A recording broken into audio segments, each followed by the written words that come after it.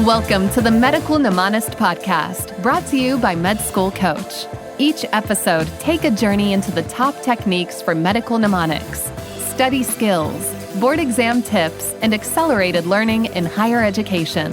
Now, here's your host, Chase DiMarco. Welcome back, ladies, gentlemen, and non-binary individuals.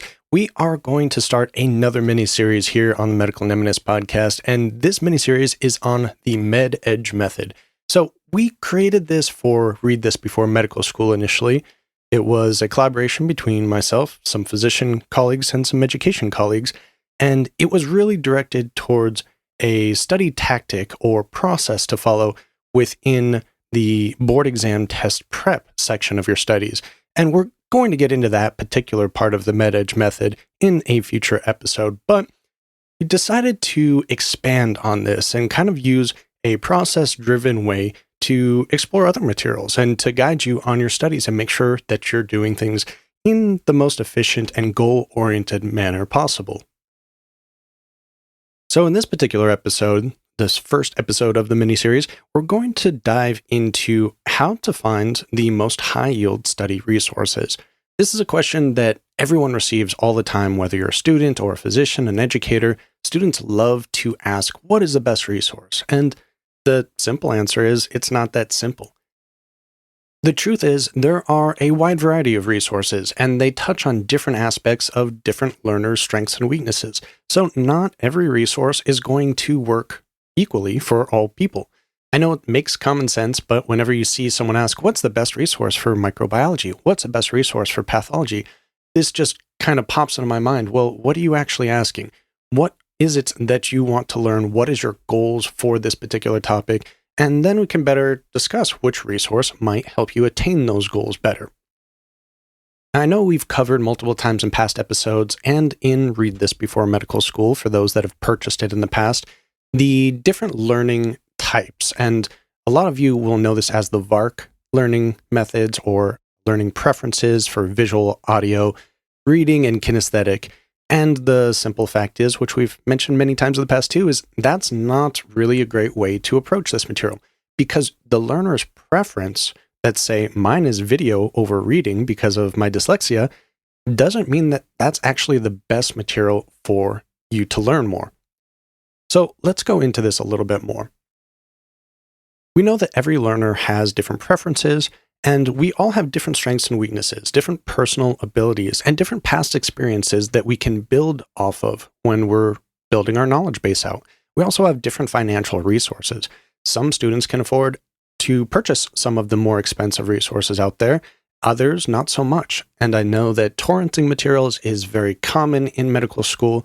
I'm not going to touch on to that right now, but the point is there are a lot of different considerations in the resources you use, and the main aspect you need to consider, in my opinion anyway, is not the price and not what other people say about it and not the popularity of it, because popularity does not equal quality, but what is going to work best for you. And to do that, we need to find out more about what you want. So let's first dig into our internal resources and internal goals before looking at external resources. This requires a little bit of introspection. You need to be aware of which aspects are better for you and not as effective for you. And this doesn't mean that, oh, I got through this amount of material, so it must be better. No, what is the quality of your education when you're done with the material? What do you remember afterwards? How thoroughly and deeply do you understand the material afterwards? And if it is easy, it's unlikely that it's going to reach a deeper understanding and a deeper knowledge growth than if it's harder. And I know we've covered this in past episodes with deliberate practice and the fact that when learning is easy, it's usually not as effective. Now, that doesn't mean it can't be fun, but if it's easy, it's not as effective. Next, you really need to set your goals for that particular resource or that class or whatever it is that you're studying. Is it just to pass? Is it to get an A? Is it to understand as much as possible about the material, which doesn't necessarily correlate with your grade in the class? You can have an A in certain classes and still not understand the material well. grades are really diverse depending on the instructor, depending on the institution. So if your goal is just to have a high GPA, well, then you're going to want to base your resources off of knowing that instructor and knowing what they get their test questions from and knowing how they think. If your goal is to have a deeper understanding of the material, more comprehensive and long-term knowledge, you're going to want to look for different resources potentially and implement different study tactics, which we'll cover more in the next episode. And then once you have your goals set, once you've spent a little bit of time to really figure out what is your goal, which most of us don't really think about when we're talking about a class-by-class basis. But once you have that goal, then you can make a plan. Okay, I know that I want to learn a lot about this material. I want to remember it in the long term. Maybe I want to go into a specialty based on this material. Then I'm going to need to plan out my resources and my study activities accordingly. So let's consider that section sort of the internal resources, a little bit of looking inside yourself, the introspection, setting your goals based on what your end goal is. You have to plan your short-term goals based on your later goals too. And then making that plan, actually writing it out, writing what it is you're looking for and how you're going to get there and what you're going to do when problems inevitably arise. Then the next section we want to focus on is just more awareness of our activities, this ability to notice when we're attentive to our resources and our studies, then we're going to be able to shape better how we adjust later on. So a lot of times we'll use a resource that a lot of students maybe or forums have said is a great resource. In fact, First Aid has a list in the back of the book, at least they did a few years ago, I haven't looked at recent editions, that would grade different resources on an ABC grading scale. Now, you can use an A+ resource and learn nothing, and you can master a C resource and excel on your classwork and your boards. And this is often due to, at least in part, our attention level. What is distracting you? What other obstacles mentally or physically or environmentally are getting in the way of you paying closer attention, of you really focusing on the material? Were you tired one day or sick or otherwise incapacitated? Was your mind drifting off into what you're going to do later that night or maybe that weekend? Were there a lot of computer distractions and phone notifications, email notifications going off? These are all things that play a part in our attention, and it's obviously going to hinder our studying for that particular day, but really when you think about it, it's cumulative. If we're not correcting these mistakes earlier on, then we're losing a little bit every day, every week, every month, and after several years of that inefficiency, it can really add up. So I would recommend taking just a few moments, especially after your next study session, to sit down and think, what was I thinking during this? Was I focused on the material or was I distracted? And how can I correct that? Did I have notifications going off, a loud environment, any other outside physical distractions, environmental distractions? If so, how can I fix that next time? Correct these early on. Get in the habit of having efficient study resources and study habits will add up a lot over time. And let's say that afterwards you can't notice any inefficiencies there. It was a quiet environment, you were focused on the content, you turned off all of your computer and phone notifications, you were not checking social media during your study period, and you're still struggling with some of the material. Well, then you would need to look more at the actual study tactics that you're using. Are you using spaced repetition, spaced rehearsal? Are you utilizing other evidence-based techniques or mnemonic techniques that we've covered in the past? And that's going to be the focus of the next episode too. So don't worry, we'll get back into that again and summarize some of the key findings that we think you should really pay attention to. One way to really determine this is, did you feel like you understood the material at the time, right after answering a Q-bait question or after completing a chapter in your textbook? Did you think you knew it well at the time? You understood it? It wasn't too complicated, complex, that you needed to search for extra resources to explain that resource? Well, then maybe it wasn't the material, the resource you were using, but yourself. Maybe it was the fact that you didn't implement proper study techniques, or that you weren't as attentive as you should have been. But, of course, if at the end of it, if you were well rested, you were not distracted, and you're still having trouble understanding the material, then it's definitely time to look for another resource. Then and only then is it really worth the extra time and effort to go find another resource and to start over, because you don't know if that new resource is going to be any more effective. But if the current one you're using isn't really matching your abilities to learn, then look outside of that. Okay, so now we've really covered some of the basics here, which are often overlooked by students just because we think it's innate. We're going to find this information some other way. But we've covered the financial differences and personal abilities, learning preferences, really finding out what your long-term goal is. Is it for the school grade? Is it for the board exams? Is it for skills mastery? Finding out if our attention was actually there, or if we were constantly distracted, if our mind was wandering, or we were physically not in our best shape at the time. But then how do we go about actually finding resources? Of course, student forums and social media are ablaze with different recommendations. A lot of times your instructors will have recommendations too, and you'll even receive recommendations on podcasts such as this. Now, there are a few things that you want to consider, and one of them is if they're not saying the pros and the cons of the particular product, then that might be a red flag that you at least need to do a deeper dive before just taking someone's word for it.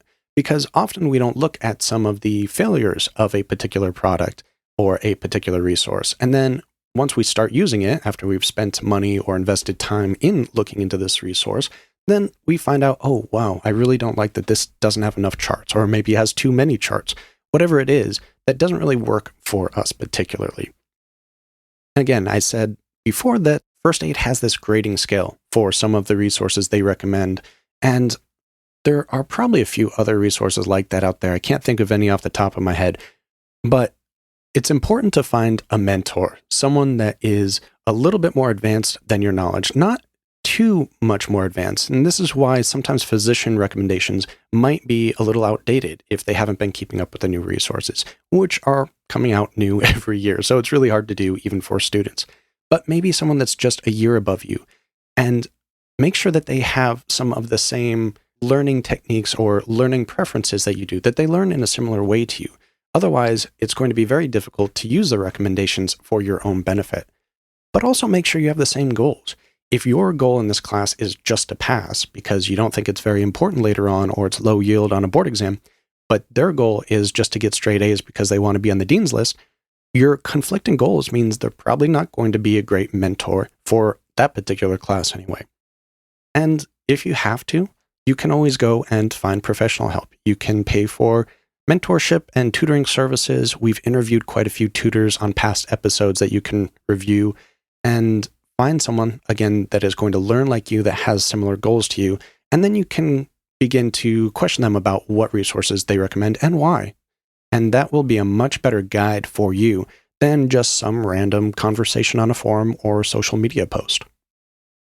Now, for long-term listeners of this podcast, you've probably heard me say multiple times in the past that really it's more important to pick one resource and master it than to pick multiple resources. And that's a mistake that I did.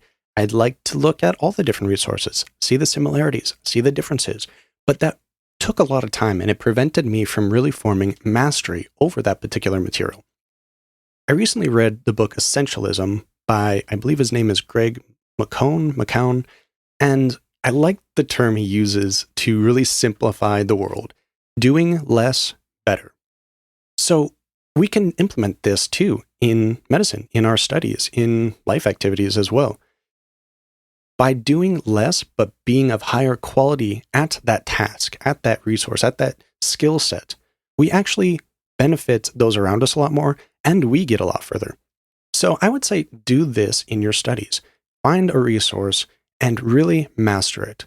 You can pick a C resource and master it and do better than someone that takes 3 A resources and just has cursory knowledge over this material. Remember that not all of the material is going to matter, and that you can't do everything. There's just not enough time to go over all of the resources out there.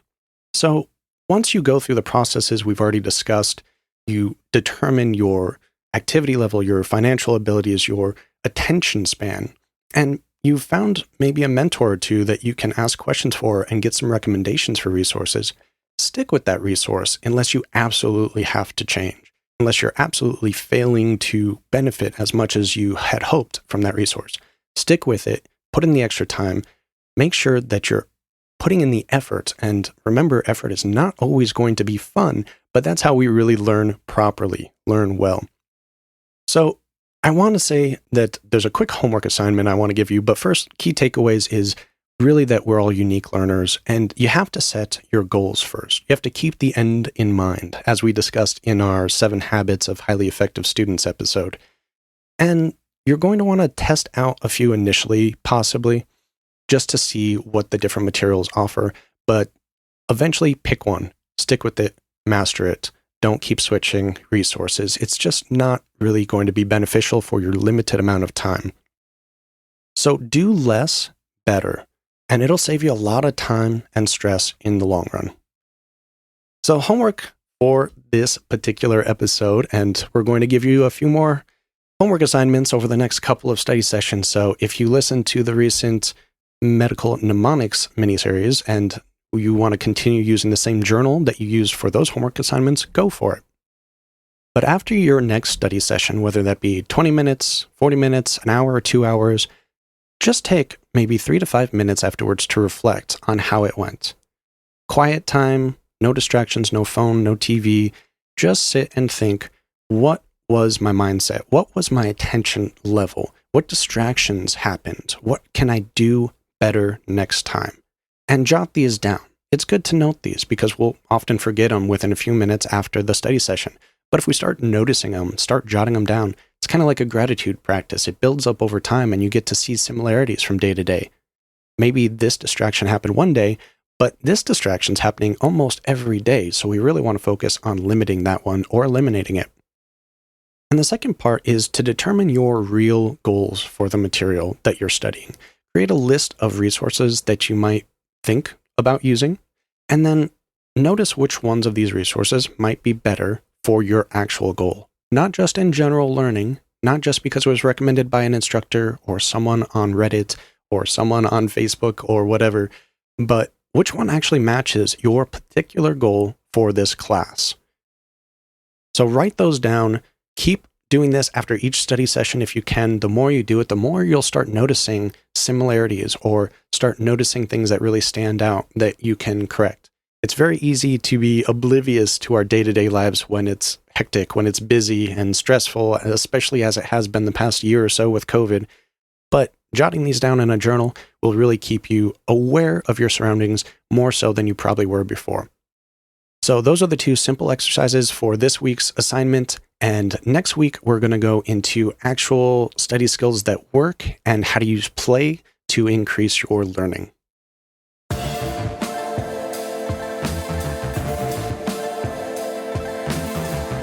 The Medical Mnemonist podcast is powered by Med School Coach. To access Med School Coach services, including USMLE tutoring and residency admissions advising, visit our website at medschoolcoach.com.